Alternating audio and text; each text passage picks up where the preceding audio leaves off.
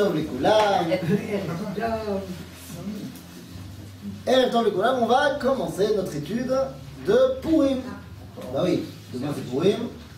On est obligé, enfin demain, après-demain c'est Purim. Demain soir pour nos amis hors jérusalémiens.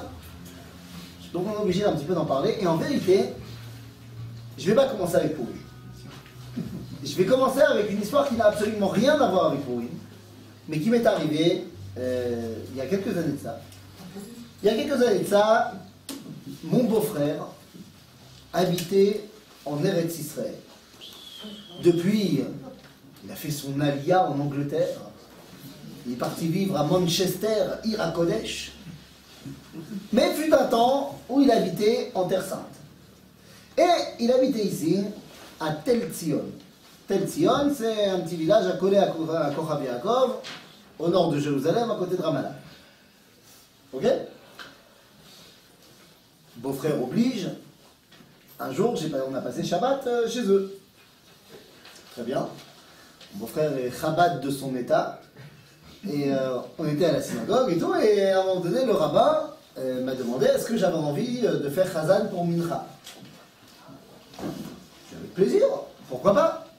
Et là, le rabbin m'a dit une phrase qui est une phrase en langue ashkénazite. C'est-à-dire que si tu ne parles pas l'ashkénazite, en général, tu ne comprends pas ce qu'il a dit.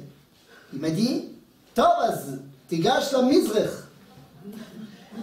Ce qui veut dire en bon français, gash la mizrach. Ça veut dire va à l'endroit où le chazan il est censé prier.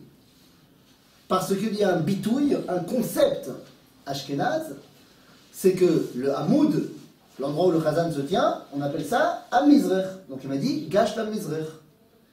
Ben, j'ai fait ce qu'on m'a dit.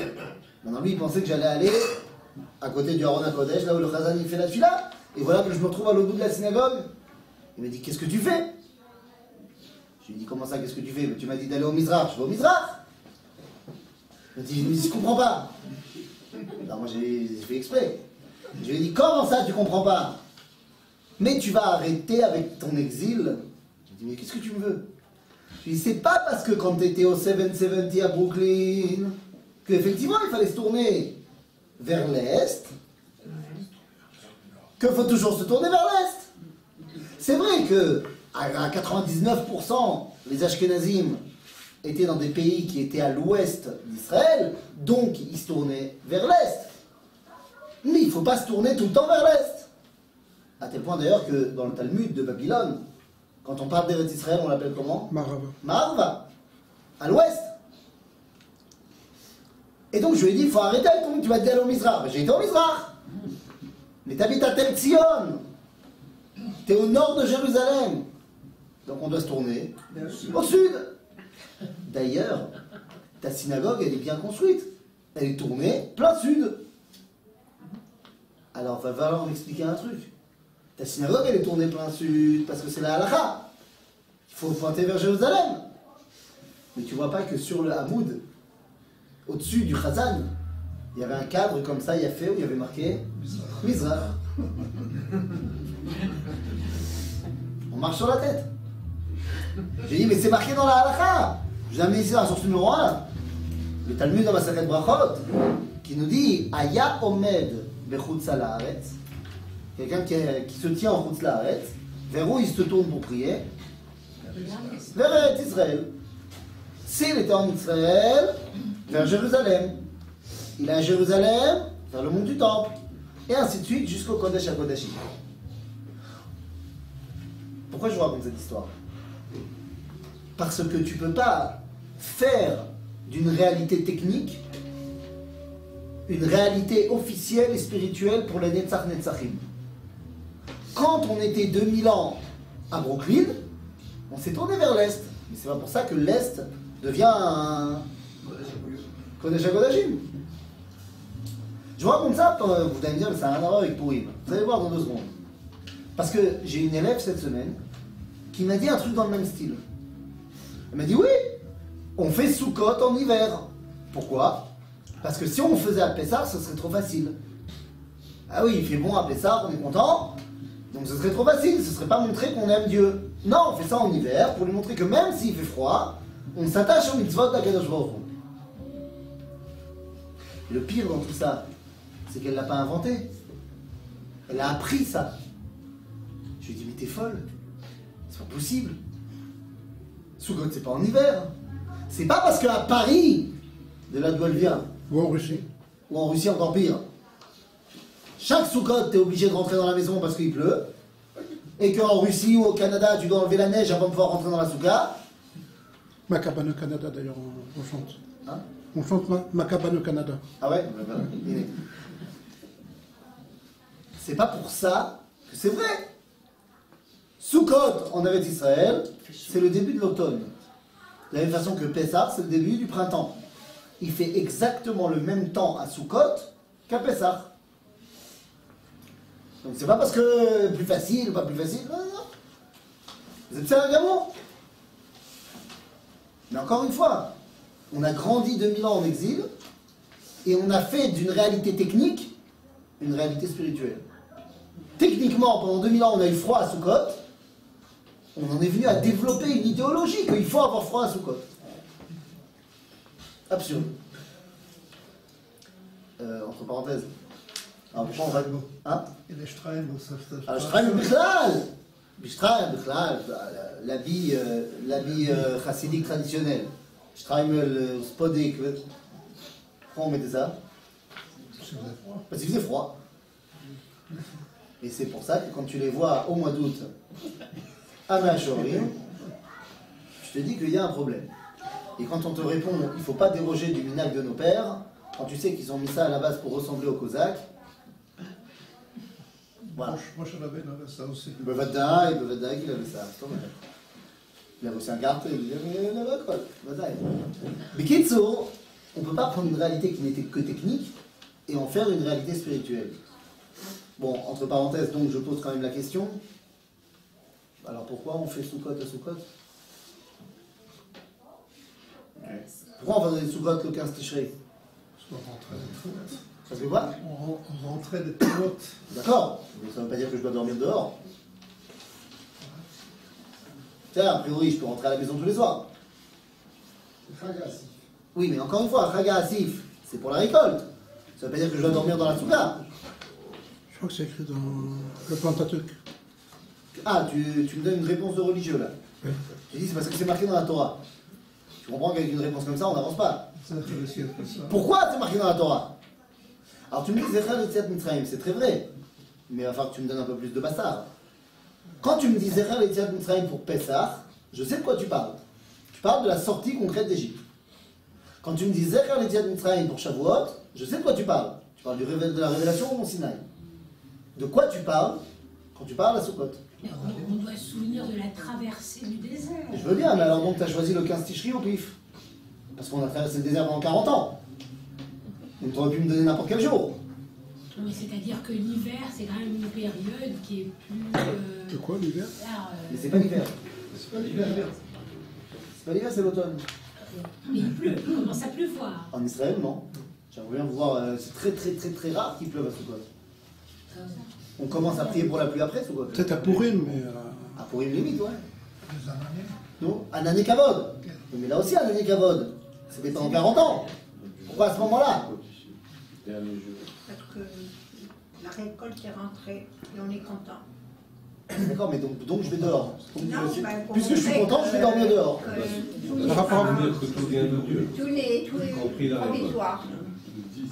Alors à ce moment-là, fais-le quand tu plantes ta récolte. Que te souvenir que tout va venir de Dieu. Et les Bikurim? Les coulisses à chaque fois. Non, mais à quoi c'est que ça se termine? Ah, Bota, c'est pas shoot. Pourquoi est-ce qu'on dort dans des soukotes à Soukot? Parce que Am Israël, à la sortie d'Égypte, il a dormi dans des soukotes à Soukot. Ah, c'est quoi je parle? Quand on est sorti d'Égypte, on a dormi où? Dans des tentes. D'accord, on avait nos tentes, chaque famille elle avait sa tente, et ça va. Seulement, nous dit Rabbi Eliezer Rokeach, Baal Rokeach, qu'il s'est passé un événement qui est le dernier événement qui clôt la sortie d'Égypte, qui s'est passé le 15 Tishrei, où les Juifs étaient dans les Soukotes. c'est la guerre contre Sichon et Og. Dans la paracha de Chukat, il y a la guerre contre Sichon Melech HaBashan, Sichon Melech HaEmori et Og Melech HaBashan, et ça s'est passé le 15 Tishrei. Or, lorsqu'on sort en guerre, on dort dans des soukottes. D'où on sait? On le sait du livre de Shmuel. Lorsque David il a fait son histoire avec Bathsheba, et qu'après il rappelle Uriah Achiti à Jérusalem, il dit fais-moi ton rapport, machin, et après il lui dit allez, rentre chez ta femme, demain tu repartiras à la guerre. Et là Uriah il répond, c'est la guerre à ce moment-là. Il dit comment est-ce que je peux dormir dans ma maison alors que Kol Israël Yoshen Basukot. Donc de là tu apprends que quand on sort en guerre, on prend des soukottes, on dort dans les soukottes, lama. Aujourd'hui les soldats ils dorment dans des tentes, mais c'est une tannée de prendre une tente avec toi. Il faut la porter, faut la planter, faut la déplanter. C'est pas rapide. Une souka, c'est tchic-tchac. Tu ne prends pas une souka avec toi. Tu trouveras bien sur place. 3 morceaux de trucs, un morceau de feuillage au-dessus, puis c'est terminé, j'ai une souka. Pour la nuit, ça suffira. Et donc ça veut dire que chaque événement, avant l'explication spirituelle qu'on va lui donner, elle doit d'abord faire référence à un événement concret. On est d'accord? Chaque fête du judaïsme ou jour de commémoration se base d'abord sur un événement concret qui s'est passé. Adkam? Jusque-là, c'est l'introduction pour rentrer maintenant dans notre histoire de Purim. Parce qu'en fait, Purim, c'est vrai que c'est demain soir pour nos amis Chutz Jérusalem, mais en vérité, Purim commence demain matin. C'est-à-dire que demain matin commence quelque chose qui est la condition sine qua non pour Purim. Si tu ne passes pas l'étape de demain, tu ne peux pas arriver à Purim. Et c'est quoi cette étape de demain? Ta'anit d'Esther. Le jeûne d'Esther. Et je dis que c'est la condition pour arriver à Purim. Lama. Qu'est-ce qu'il a de si particulier ce jeûne? D'ailleurs, pourquoi on jeûne? C'est quoi que jeûner là-bas? Ça fait référence à quoi? Le Ta'anit Esther fait référence à quoi, à votre avis? Pourquoi on jeûne? Non? Rien? On jeûne pas? C'est rire de quoi? Ah, ok. Donc, Zecher, vous connaissez la Megillah. Le jeûne qui a été décrété par Esther. Pourquoi elle a jeûné? J'ai pas compris. Il y a le décret, alors quoi? Elle allait voir le roi. Elle est allée voir le roi, elle n'avait pas été appelée depuis 30 jours. Donc elle a dit c'est compliqué. Et donc elle a dit que tout le monde jeûne avec moi. Et je vais aller voir le roi. On est tous d'accord? La Megillah? C'est bon? Bah non. Ça ne va pas du tout. C'est complètement faux. Pourquoi c'est complètement faux? Parce que tu fais Pessah. Et quand est-ce qu'on va faire Pessah? Le 15 Nissan. Pourquoi on va faire Pessah le 15 Nissan? Parce qu'on est sorti d'Égypte le 15 Nissan. Et si je venais te dire, ouais, c'est vrai qu'on est sorti d'Égypte le 15 Nissan, mais cette année, ça m'arrange pas du tout de faire Pessah le 15 Nissan, j'ai piscine ce jour-là, pas possible. Donc viens, on décale ça au 22. Je suis libre, j'ai un créneau. Pourquoi pas? Non, ça vous paraît absurde. Bah si. Parce qu'on fête, si on parle de fêter, de commémorer un événement, on le fait le jour où ça s'est passé. Oui, mais si on ne peut pas, on le fait plus tard. Si on ne peut pas, soit on le fait plus tard, soit on le fait pas. Donc on peut le faire plus tard. On l'a jamais fait. Pourquoi on ne peut pas? Non, parce que j'ai piscine. Parce que j'ai piscine, disons. On a un pur. Au-delà de ça, on n'a jamais fait ça. Quand on commémore une fête dans le judaïsme, c'est le jour où ça s'est passé. Et les jeunes? Et bien le jeûne, non. Parce que quand on lit dans la Megillah, le jeûne d'Esther, c'était pas le 13 Adar. Nous, on va jeûner demain le 13 Adar. Or, le jeûne d'Esther, c'est marqué dans la Megillah, regardez, dans la source numéro 3. Chodesh Arishon, ou Chodesh Nissan, בשנת 12 למלך אחשוורוש הפיל פורו הגורל לפני המן מיום ליום מחודש לחודש 12 הוא חודש אדר. Le moment où Aman il a fait son tirage au sort, c'était quand? Le 13 Nissan. Et c'est donc ce même jour-là que le décret est sorti. Et donc le lendemain, quand on a appris le décret, Mordechai a dit à Esther, il faut faire annuler le décret. Elle a dit, ok, jeûnez pour moi. Et après, je vais voir le roi. Donc elle a jeûné quand? Le 14, le 15 et le 16 Nissan. À tel point hein, que Mordechai ne veut pas.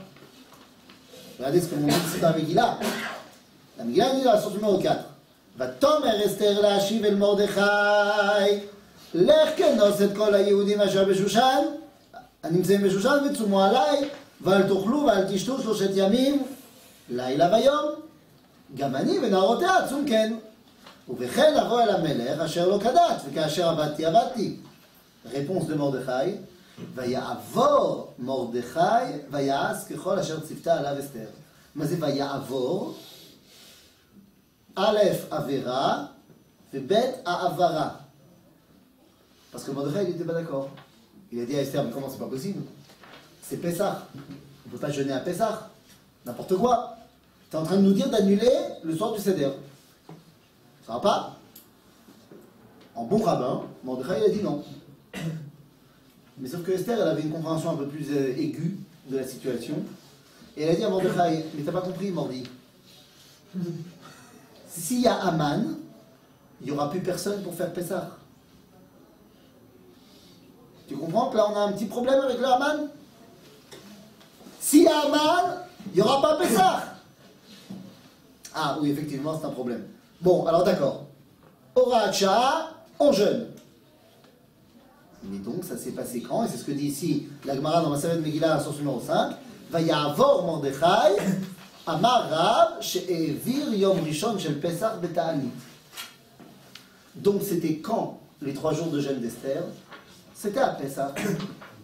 Et donc, quel rapport de jeûner le 13 Adar? Stam. On n'avait rien à faire la veille de Pourim, on se dit tiens on va jeûner. Très bizarre cette histoire. Très très bizarre. Non seulement elle a jeûné 3 jours, nous on jeûne qu'un jour. En plus, elle a jeûné à Pessah, et nous on jeûne en Hadar. Aucun rapport.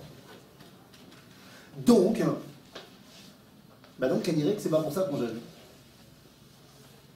D'ailleurs, quand on parle de ce jeûne, il est très particulier à tous les points de vue. D'abord, il n'est pas à sa place. Et ensuite, enfin, il n'est pas à sa place si c'est de cela qu'on parle.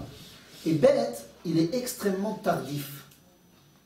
Les autres jeûnes, mettez Yom Kippour de côté qui est déjà mentionné dans la Torah. Mais les autres jeûnes, que ce soit le 9 Av, le 17 Tammuz, le jeûne de Gedalia, Asara Betevet, ils sont tous mentionnés dans le Tanakh. Dans le livre de Zecharia, par exemple. Le jeûne d'Esther n'est pas mentionné dans le Tanakh. La première fois qu'on va le rencontrer au niveau halachique, c'est dans les Sheiltot de Rav Achai Gaon, au 8e siècle. C'est extrêmement tardif.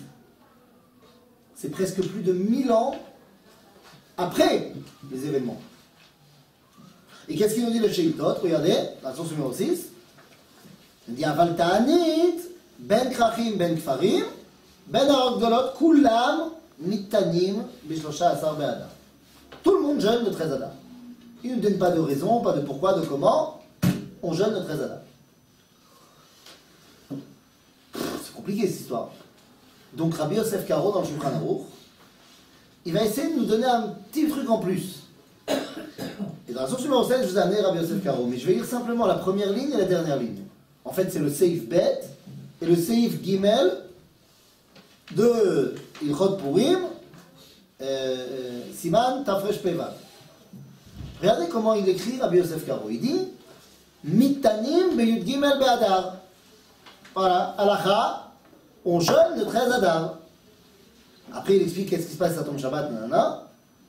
Et dans la dernière Seif Gimel, regardez ce qu'il dit. Il dit Veyesh mitanim shlosha yamim zecher leta'anit Esther. Il y a des gens qui font 3 jours de jeûne, le jeudi, lundi et jeudi, lundi, jeudi et lundi, avant Pourim, en souvenir du Ta'anit Esther de 3 jours. Maintenant, on peut comprendre de Rabbi Yosef Karo que le Mitanim Beyud Gimel Be'adar n'est pas Zecher le Ta'anit Esther. Parce que si le séif d'après il nous dit, et il y en a qui font un jeûne en souvenir du Ta'anit Esther des 3 jours, ça veut dire que celui d'avant, il n'est pas pour ça. Il semblerait, nous dire Rabbi Yosef Karo, que le fait qu'on jeûne le 13 Adar, c'est pas à cause des 3 jours de jeûne de Esther. Alors c'est à cause de quoi? Et je répète que sans ce jeûne, tu rentres pas dans Pourim. Le décret peut-être. Le décret? Parce que le décret était le 13 Adar. C'est vrai que le décret était le 13 Adar. Mais le décret à la fin du film, il n'a pas marché. Donc j'ai envie de te dire, moi, au contraire, si Pilpur ou Agoral, mais qu'au final, Vena Aforu, on devrait commencer à être Saméach le 13. On ne devrait pas en faire un jour de jeûne. D'accord? Alors qu'est-ce que c'est que cette histoire? Eh bien, pour comprendre, 13 Adar, c'est le moment où il y a eu les combats. c'est le premier jour du combat. Ok, alors pendant que les gens combattent, l'arrière, ils jeûnent Ah, tu penses que les gens combattent, l'arrière ils jeûnent. Et pourquoi ils feraient ça? pour implorer la clémence Implorer divine. la clémence divine. Il nous dit ici, Baal Shibolé Aleket. Baal Shibolé Aleket, c'est un des grands commentateurs de la halakha ashkénaze du XVIIIe siècle. Il va nous donner d'abord 2 lignes de halakha, et après il ramène une histoire. Une histoire au nom de Rashi. Et il dit comme ça, dans la source numéro 8. Na'agu bene haolam. Mais c'est Na'agu. C'est un minag. C'est-à-dire que c'est pas halakha. Na'agu bene haolam leitanot erev purim. L'habitude. Lama, les zecher divrei hatzomot she'asu bimei Mordechai ve'Esther. ואף על פי שהצומות הללו הם בימי פסח, נהגו לסמוך תענית לפורים. Donc il semblerait que ce soit oui en rapport avec le jeûne d'Esther. On va voir tout de suite que non. Et là il nous dit, כשחל פורים באחד בשבת, si Purim ça tombe dimanche, alors le 13 Adar c'est quand? Shabbat. Shabbat. Alors qu'est-ce qu'on fait? On jeûne jeudi. On jeûne jeudi. On avance. Maintenant on repousse. On avance. Et ça, c'est un truc qu'il va falloir vérifier, parce que d'habitude, tu as raison, d'habitude, on repousse. Mais là, on avance à jeudi. Donc ça, c'est les 2 lignes de halakha. Et une fois qu'il a terminé la halakha, il dit comme ça. Matzati. Matzati beshem Rabbeinu Shlomo Zatzal. Rabbi Shlomo Zatzal, c'est Rashi. Rabbi Shlomo Yitzhaki.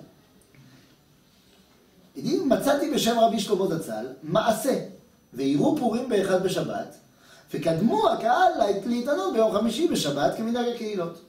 Il y a eu un cas une fois où Purim est tombé dimanche et la communauté a jeûné jeudi, comme on fait d'habitude. À ce moment-là, הובאה אישה אחת שהייתה צריכה לרכוב אצל השלטון ושאלה לרבנו אם היא יכולה להתענות למחר ואכול היום מפני טורח הדרך. Il dit, il y a une femme qui habitait certainement à Troyes, qui est venue voir Rashi, qui lui a dit, Kvod Harav, demain c'est le jeûne, c'est jeudi, mais j'ai un problème, j'ai un rendez-vous auprès des autorités. Je suis obligé d'y aller, machin, et le chemin est long, et je ne vais pas réussir à jeûner. Est-ce que je peux décaler mon jeûne et je le fais vendredi? On n'a pas l'habitude de jeûner le vendredi, mais c'est un cas particulier, est-ce que je peux? Réponse de Rashi. Regardez la réponse de Rashi. Rashi lui dit, dans la dernière ligne, Ve'amar Rav, ta'anit ze eino midivre Torah, ve'eino midivre Sofrim.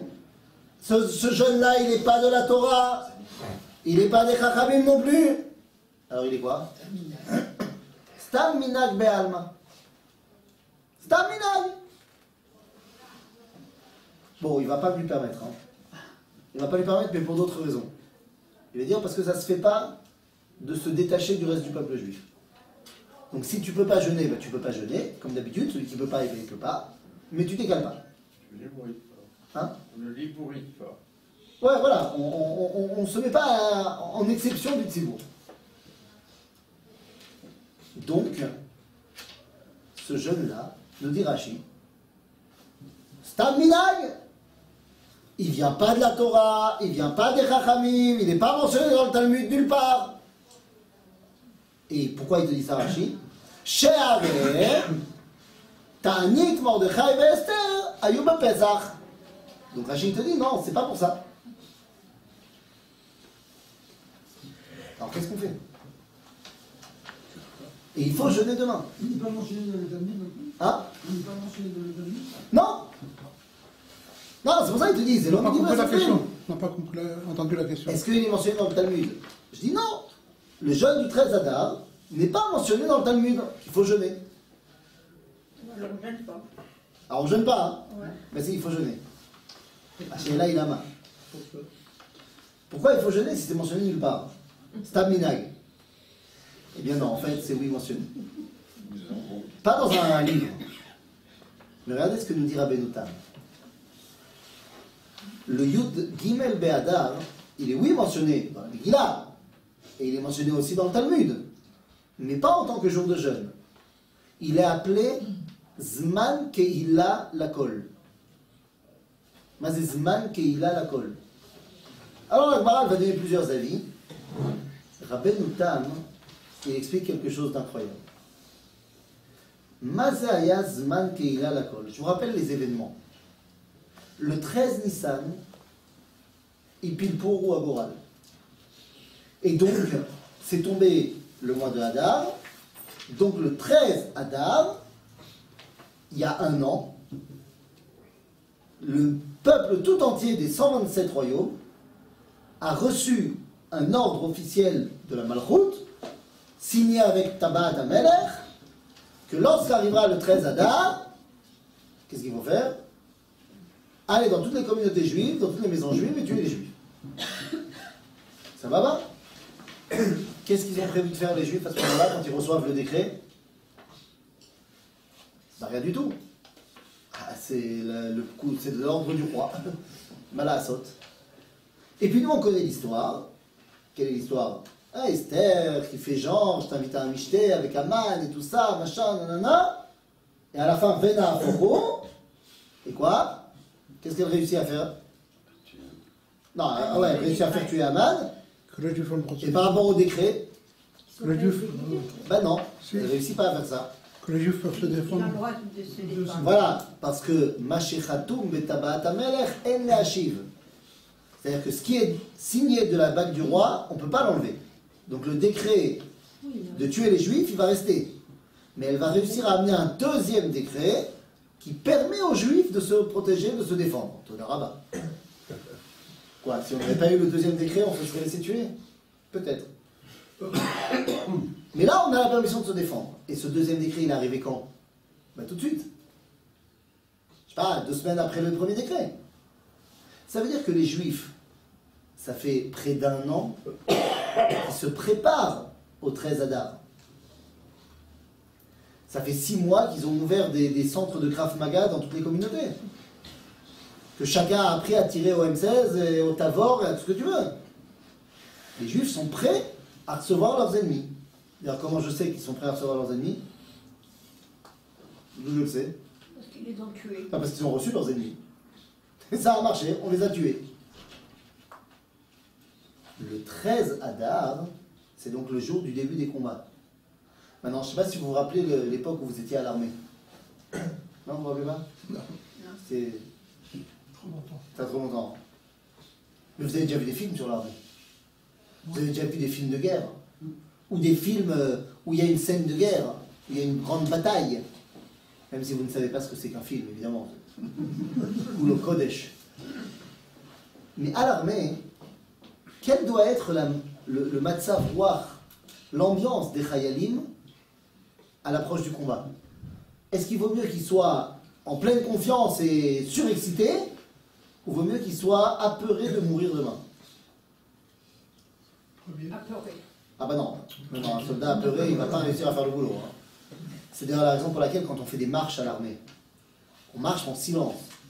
Mais les derniers kilomètres, là où on ouvre la civière et qu'on met le plus gros dessus, et qu'on commence à courir, là il faut faire du bruit. Et à la fin, dès qu'on a passé la ligne d'arrivée, le faked il crie « Allez !» Et tout le monde crie « Grave !» Genre « Ouais, on est prêt à se battre !» Et on fait plein de bruit. Et dans les films, qu'on ne connaît pas, quand il y a une grande bataille où tu vois toujours sur une colline des milliers de personnes, sur l'autre colline des milliers de personnes, et en bas tout le monde va se taper dessus. Mais avant que le combat commence, t'as en général le héros qui fait un discours devant tous ces hommes, sans porte-voix, sans mégaphone, sans Bluetooth, rien du tout, et tout le monde l'entend évidemment. Et il dit « Ouais, il faut se battre pour notre liberté !» Et le discours se termine en général sur des hurlements de puissance. Et le combat commence. Nachon, lorsqu'on sort en guerre, il faut être motivé. Et donc il y a fort à penser que le 13 Adar, comme le 12, le 11 et le 10, les Juifs, ils étaient ultra motivés. Ils étaient ultra chauds. Parce que la guerre, elle arrive. Eux, ils étaient chauds. Il y en a qui l'étaient moins. Qui était moins chaud? Qui était plus dans la peur, le stress? Ben, c'est ceux qui ne vont pas à la guerre. C'est qui ceux qui ne vont pas à la guerre? Ben, leurs femmes, leurs mères, leurs filles. Et ces gens-là, ils ont fait quoi? Portés par la reine Esther, qui elle non plus n'avait pas prévu d'aller à la guerre. Ben, ils se sont dit peut-être que ce serait bien qu'on se rappelle, au moment où on va utiliser notre force et notre bras, on se rappelle qu'il y a quelqu'un qui nous donne la force de faire tout ça. Le 13 Adar, au moment où on a utilisé notre force et notre bras contre nos ennemis, Esther a lancé un jeûne. A lancé un jeûne, pour quoi faire? Pour qu'on gagne. Un jeûne qui est en fait un jeûne de Tfilah et Tachanunim, pour que Akadosh Baruch Hu nous donne la force dans le bras. Non, non, je te réponds, c'est pas marqué dans la Megillah. Zeminag Be'alma. Et c'est pour ça que regarde ce que dit Tosfot. On sait qu'elle Hein? On sait qu'elle l'a dit. Regarde ce que dit Tosfot ici dans la source numéro 9. C'est ramené par le tour dans la halakha. Il ramène en fait ça du Roche, qui dit comme ça. Veraben utam iksha alav, al Rashi, mais pas sur ce qu'on a dit nous, sur qu'est-ce que c'est Zman Keila Lakol. Et il dit c'est quoi Zman Keila Lakol? Ou piresh de Zman Keila Lakol, hi, haïnu lomar, she'akol mitasfim leta'anit Esther. Le 13 Adar, tout le monde jeûnait le jeûne d'Esther. ובאים בני הכפרים לעיירות לומר סליחות ותחנונים. למה? לפי שפה נקלו לעמוד על נפשם והיו צריכים רחמים. C'est-à-dire que le 13 Adar, c'est le jeûne d'Esther. C'est Esther qui a lancé un jeûne. Pourquoi? Pour qu'on ait la rachamim d'Akadosh Baruch Hu. Le même jour où on devait se battre. Mais d'où elle a appris qu'il fallait faire ça? Je veux dire à Benoutam, elle ne l'a pas inventé. Elle a repris de quelqu'un d'autre. C'était qui le quelqu'un d'autre? Moshe. Moshe Rabbeinu. Dira Benoutam, Vechen matzinu be-Moshe, she'asa ta'anit she'nilcham be'Amalek. La première guerre d'Israël, c'est qui? Moshe Rabbeinu négel Amalek. Yehoshua, il est en bas, dans la vallée, il se bat contre Amalek, avec tous les hommes d'Israël, épée au poing, et c'est parti. Moshe, à ce moment-là, il est monté avec Aaron et Hur, de Rosh Hagiva. Et ils ont fait quoi? Ils ont fait comme ça. Ils ont fait comme ça, seulement la Gemara, elle apprend qu'ils étaient trois. Moshe, Aaron et Hur. Mikan, chez Ta'anit Tzibour, ça commence avec 3 personnes. Donc ça veut dire que Moshe, Aaron et Hur, ils étaient en Ta'anit. Pendant que Yehoshua, il se battait, Moshe était en Ta'anit, parce que lui, il ne se battait pas. Et la Gemara, la Mishnah, elle pose la question. Et alors quoi? Quand on nous dit que lorsque les mains de Moshe étaient en haut, on gagnait, alors qu'il était en bas, on perdait. La Mishnah, elle dit dans la source numéro 10, והיה כאשר ירים משה ידו וגבר ישראל, וכי ידיו של משה עושות מלחמה? Quoi, c'est magique? אלא לא, שישראל היו מסתכלים כלפי מעלה, ומשעבדים את ליבם לאביהם שבשמיים, היו מתגברים. C'est-à-dire, non, bien sûr que les mains de Moshe, c'est pas magique. Lorsque nous, on regardait les mains de Moshe, c'est-à-dire que lorsque nous, on regardait vers le ciel, et qu'on se rappelait que c'est lui le patron, alors on gagnait. Vous savez, dans le début de la création de l'État d'Israël, et jusqu'à aujourd'hui, l'argument du monde orthodoxe contre le sionisme laïque, c'était l'argument de dire oui, les sionistes, ils ont oublié Akadosh Baruch Hu. Et ils ont dit ce qui veut dire c'est ma force, c'est mon bras qui a fait tout ça. Et ils ont oublié Akadosh Baruch Hu. Quel est le problème de dire ça? C'est que Kochi Ve'otsem Yadi, c'est un verset. Et ils ont oublié le début du verset. Et aussi la fin. Le début du verset, c'est quoi? Un mot. Ve'amarta. Kochi Ve'otsem Yadi asatachaleze. C'est une mitzvah. Tu diras, c'est ma force, c'est mon bras qui a fait tout ça, virgule, Ve'zacharta et Hashem Elohecha, ki hu hanoten lecha koach la'asot chayil. Et tu te rappelleras que c'est Akadosh Baruch Hu qui te donne la force de faire tout ça. En d'autres termes, Moshe Rabbeinu, lui, il a levé les mains. Yoshua et ses hommes, ils ont regardé en l'air et ils ont mis une grosse claque de l'autre côté. Esther, elle comprend que Mordechai et tous les hommes d'Israël, maintenant ils partent en guerre. Et donc comme elle ne part pas en guerre, Iomeden Berosh Agiva. C'est elle qui se tient en haut et qui met les mains vers le ciel. Et depuis lors, c'est devenu le minag. Que le 13 Adar, on jeûne juste avant Purim. Mais pas comme les autres jeûnes. Les autres jeûnes, qu'est-ce qui leur arrive si jamais ils tombent Shabbat? On les repousse. Lama, nous dit la Gemara de Maseret Megillah, la source numéro 11, Tisha B'Av shechal b'Shabbat, dochim et ha'ta'anit, l'achar Shabbat. Lama, למה? ואין מקדימים אותה לפני השבת, מפני שלא מקדימים את הפורענות. Pourquoi on jeûne à Tisha B'Av? C'est toujours du temps. C'est pas bien, c'est pour un autre. Et toi tu veux l'avancer? Mais enfin, là cette année Tisha B'Av ça tombe Shabbat, disons. Et alors, peut-être que le 8 au soir le Mashiach va arriver. On n'aura plus besoin de jeûner. Tu vas quand même pas avancer le drame. Non, on le repousse, et puis si on a besoin, on le fait. Sinon, on baisera Hachem, non. Mais les jeûnes d'Esther n'ont rien à voir.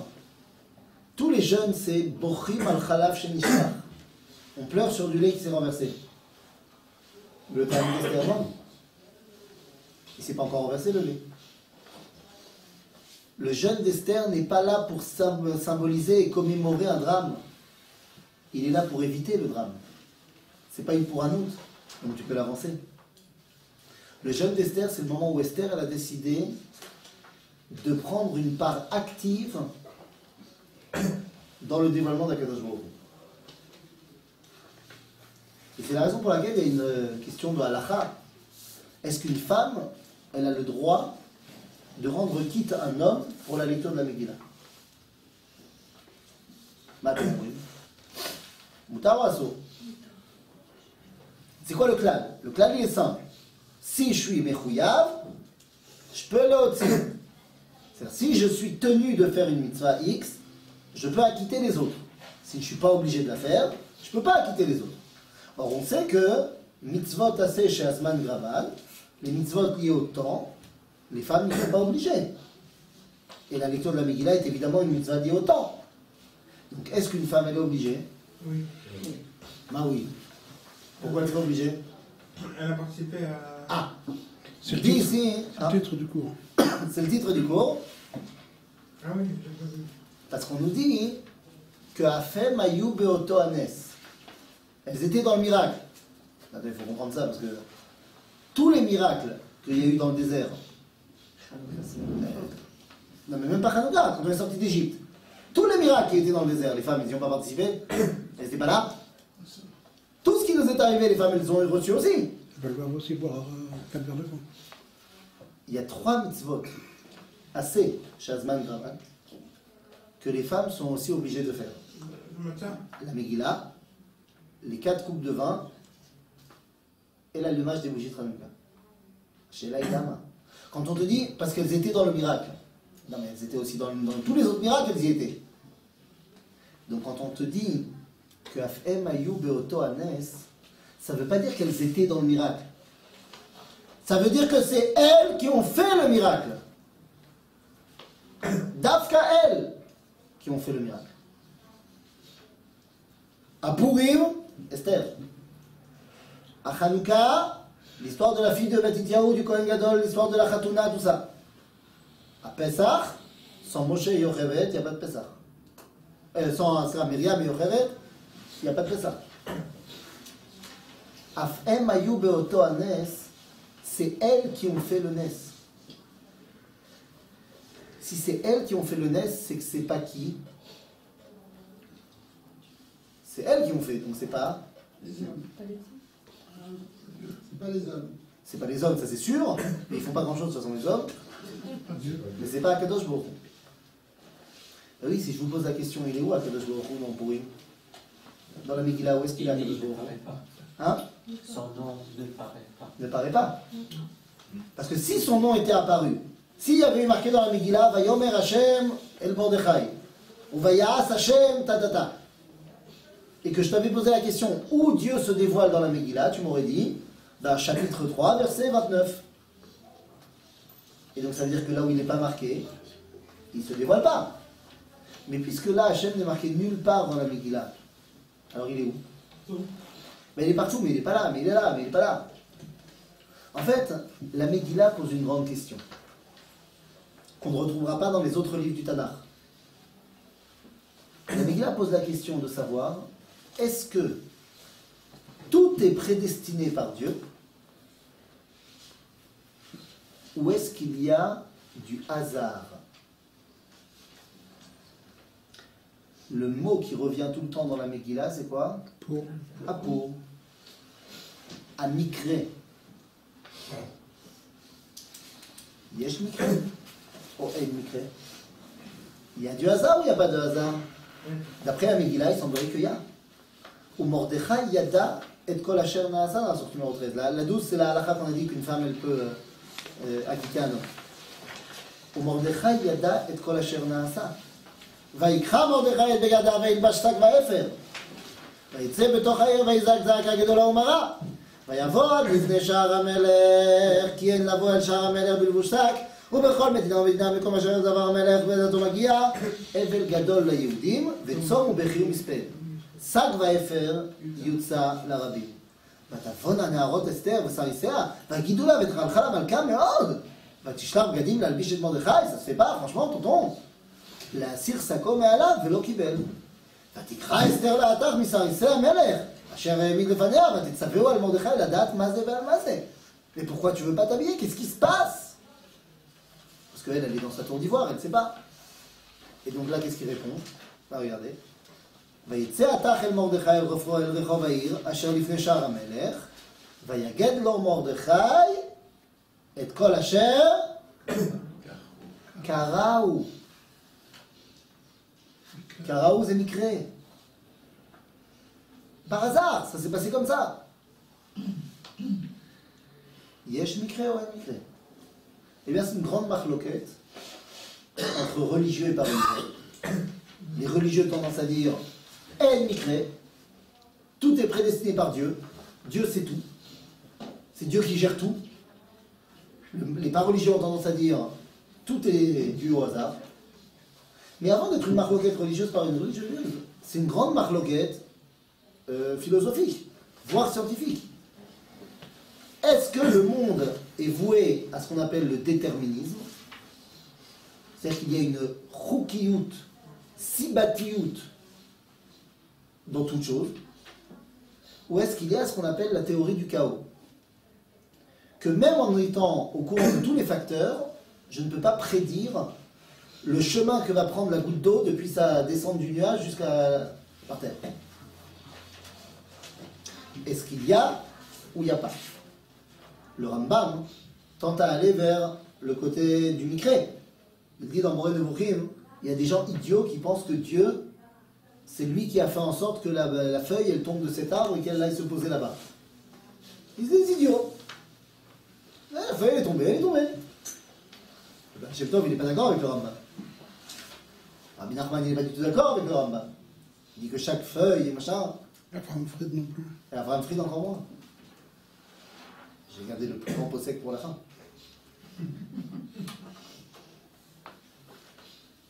Yesh o en.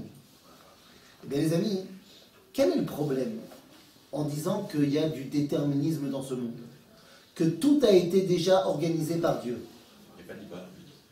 Il n'y a pas de libre arbitre et ça limite Dieu. Parce que ça veut dire que Dieu ne peut se dévoiler que dans ces limites-là. Et si jamais il voudrait ne pas se dévoiler dans ces limites-là, il est obligé de briser les limites qu'il a créées. Le dit beaucoup mieux que moi, dans la source numéro 14, le Rav Uri Cherki. Je vous ai ramené un de ses Mahamarim sur la fête de Purim, et il dit comme ça. Yesh anoagim lomar. Il y a des gens qui disent, bechoser diyuk, sans bien rentrer en profondeur dans les choses, qui ein davar kaze mikre. Il n'y a pas de hasard. Chez un réacol, mais soudar, mais est aboré. Tout est déjà organisé par Dieu. Ach im nedayek. Mais si on est précis, nomar ki alekach hagadol beyoter min ha-Megillah, ou sheyesh mikre. Le plus grand enseignement de la Megillah, c'est qu'il y a du hasard. Ipilpul ou agoral. Vedavka hi zo המשמשת כפתח להופעת ההשגחה בבירור גדול יותר. Et c'est ce hasard qui permet un dévoilement plus grand et plus profond de Dieu. Comment? אם הכל מסודר וקבוע מראש, si tout est déjà organisé et prédestiné, וישנה סיבתיות של ברזל, il y a du déterminisme, סביב הנהגת השם את העולם, autour du dévoilement de Dieu dans le monde, ההשגחה אינה יכולה להתגלות במלוא עוזה. Dieu ne peut pas se dévoiler avec toute sa force. Il est limité. Aderaba, dafka bemervach shel choser echach ve'akrayut. C'est justement dans ce domaine du hasard, yechola hashgacha leitarev betsura ma'amika yoter. Shama, Dieu, là-bas, peut se dévoiler plus profondément. Parce qu'il n'y a pas de déterminisme. Ça peut aller ou par là, ou par là. Et si Dieu, il veut mettre sa volonté que ça aille là-bas, ça aurait pu être aussi comme ça. Et ça, mais le programme, c'est très bien. Il y a du hasard, et c'est parce que Dieu, il veut se dévoiler par là. Mais si Dieu, il se dévoile par le hasard, il ne peut plus faire comme il faisait avant, des grands miracles, avec la pyrotechnique et tout ça. Si ça doit passer maintenant par la akraïout, alors qui doit participer? Celui par qui ça passe. Aman, il n'était pas obligé de tirer au sort. Et Mordechai, il n'était pas obligé d'avoir quelque chose à faire du peuple juif. Et Esther, elle n'était pas obligée de se mettre en danger et d'aller voir le roi. Nachon, ils n'étaient pas obligés, ils auraient pu choisir de faire autrement. Mais ils ont fait ça. Et c'est ça qui a dévoilé Akadosh Baruch Hu dans le monde. En d'autres termes, la fête de Purim, elle s'appelle coup de bol. Mais c'est Purim. C'est Ipil pour ou Agoral. C'est coup de bol. C'est tombé comme ça. D'accord? Parce que Dafka, dans cette akraïout, qui me laisse à moi, l'homme, le champ libre pour dévoiler Dieu au travers de mon libre arbitre, alors je prends une place dans ce qui est mon rôle dans le monde. Dieu a créé le monde et il a fait de moi son choutaf, son partenaire pour parfaire le monde. Le résultat des courses, on appelle ces journées-là Purim. Alken, Korim la Yamim Aele, Purim. À cause de quoi? Pourquoi on a appelé ça Purim? Al-Shema? Apour? Non, ça va pas alors. C'est marqué comme ça. Oui, je sais que c'est marqué comme ça, mais il y a un problème. C'est singulier et pluriel. Attends, la fête d'après, elle s'appelle comment? Après Purim. Pourquoi? Parce que vous Passar. Oui. Pourquoi t'appelles pas la fête Psachim? Parce que vous Passar, donc t'appelles ça Pessar. Si tu me dis que ça, Sheba pour, fallait appeler la fête comment?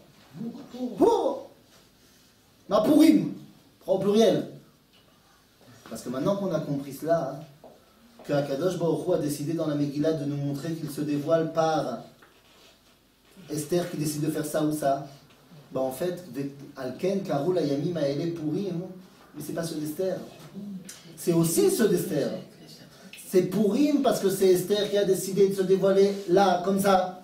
C'est aussi Purim lorsque Myriam et Yocheved, elles vont sortir Moshe. C'est aussi Purim à cause de Hanouka. C'est aussi Purim lorsque mes parents ils ont décidé de me mettre en école juive. Tout ça c'est Purim. C'est l'endroit où c'est pas Akadosh Baruch Hu qui me dit qu'est-ce qu'il faut faire, mais c'est Akadosh Baruch Hu qui me fait confiance pour le dévoiler comme j'ai envie. Et il me fait confiance pour ça. Oui. Ça c'est à partir de Purim. C'est avant Purim. À partir de Purim, Icha. Et avant Purim. C'est ce que je dis. Jusqu'à Purim, Yesh Ika, Veyesh Ika. C'est-à-dire qu'avant Purim, des fois, il se dévoile de manière déterministe, et des fois, de manière akraïe. Puisqu'on va voir, par exemple, Eliezer, Eved Abraham, lorsqu'il demande une femme pour Yitzhak, il dit... Qu'est-ce qu'il dit? Celle qui va venir. Ouais, il lui dit, s'il te plaît, arrange-moi un micré. Arrange-moi un coup de bol, un bon coup de bol. Quand Yaakov vient donner le plat à Yitzhak, Yitzhak lui dit, ah, t'as été rapide, qu'est-ce qui t'arrive? Il répond, Ki ikra Hashem Elohecha lefanai. Dieu il m'a fait un coup de bol. Quand Boaz et Ruth, elles vont se retrouver, hein, il y a marqué quoi là-bas? Vayiker mikrea. Coup de bol du coup de bol. Mais il y a des fois où c'est Akadosh Baruch Hu qui intervient, il a laissé sa marque, il n'y a pas de problème. Mais à partir de Esther, à partir de la Megillah, ça change.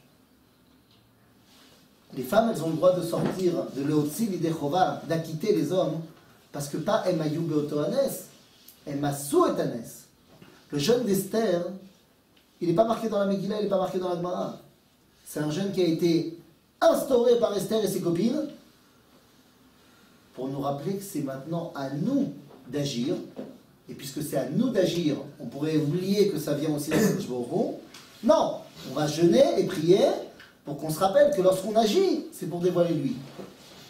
Et le résultat des courses, le Talmud dans ma Masechet Yoma termine comme ça, en disant, dans la source numéro 17, je saute à la 17 directement, en disant Amar Ravasi, Lama nimshela Esther la Shachar. Dans Teilim, on dit Mizmor la Ayelet la Shachar. Chazal dit c'est Esther. On dit pourquoi Esther a été comparée à Ayelet la Shachar, l'aube. Il répond Lomar lecha, ma Shachar sof kol halayla. L'aube, c'est la fin de la nuit. Esther sof kol hanissim. Esther, c'est la fin des miracles. Et je terminerai avec cette phrase. Esther, c'est la fin des miracles que lui, il fait, mais c'est le début des miracles que nous, on fait. Et c'est ce qui fait que la fête de Purim, nous dit le Midrash Al Kuchimoni, que la Hatid Lavo, lorsque toutes les autres fêtes auront disparu, la fête de Purim restera le Netzach Netzachim. Asher Kulanu Chag Sameach.